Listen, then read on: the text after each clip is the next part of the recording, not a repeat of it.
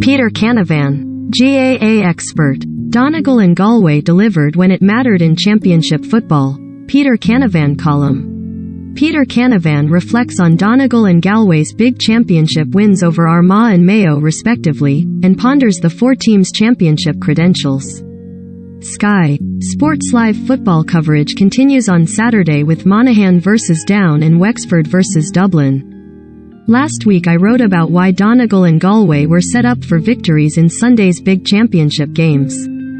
The build-up to the Ballybofey showdown was dominated by the melee between the teams in their National League meeting, and the subsequent furore over suspensions. Sponsored link. Bangkok.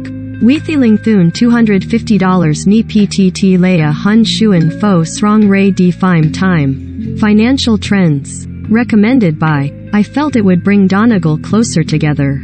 And that's what transpired. They were a focused and disciplined outfit on Sunday. They had their homework done, and got the tactics spot on. When it comes to crunch games and big matches, you expect your leaders to stand up. And Ryan McHugh, Michael Murphy and Paddy McBrearty were all highly. Armagh's key players weren't as effective in that regard. Ultimately, it was a comprehensive victory. Declan Bonner's side only led by 3 at the break, but that didn't do Donegal's first half display justice. They put the squeeze on the Armagh kickout, forcing Ethan Rafferty to go long. And of the 10 long kickouts that Armagh had in the first half, they only won 2. Which gives you an idea of how dominant Donegal were in the middle third. What let Donegal down in the first half was how wasteful they were in front of goal. They had 19 shots in the first half, yet they only scored 9 times. That was their only area where they weren't ruthless. Elsewhere they were composed. Up the other end, the Orchard County paid Sean Patton too much respect. They allowed Donegal to have it short, and to secure possession from the kickoff. Donegalthan dominated possession, and should have been further ahead. Armagh dominated the exchanges after the restart, but could not make it count on the scoreboard. They left 2-2 behind them. And when McBrearty found the net, the game was over. Donegal march on, as Armagh head for the qualifiers. We didn't necessarily see anything new from Donegal. We have witnessed this before. 2 years ago, they played exceptional football but were caught by Cavan in the Ulster final. They still have quality footballers all over the field.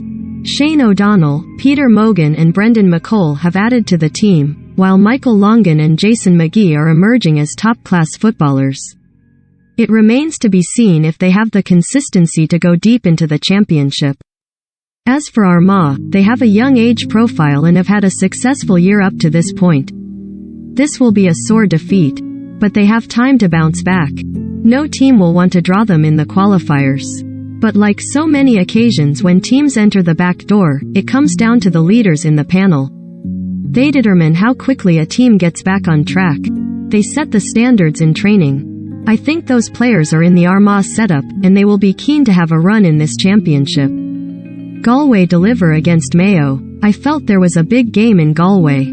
They have suffered at the hands of Mayo for long enough, having been eliminated from the championship by their rivals in reach off the past 3 years. Padraic Joyce's side needed to make a statement, and they did just that.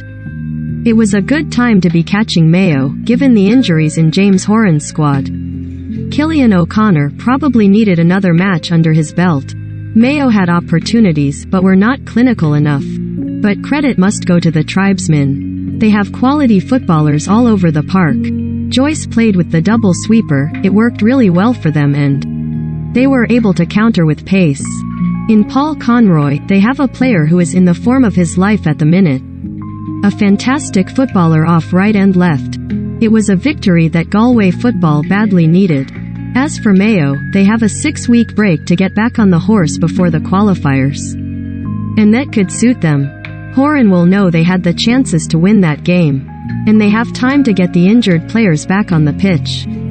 There are a lot of leaders in that dressing room, and they will still have a big say in the championship this summer. Sky Sports Live GAA coverage continues on Saturday, with Monaghan vs Down in the Ulster SFC and Wexford vs Dublin in the Leinster SFC.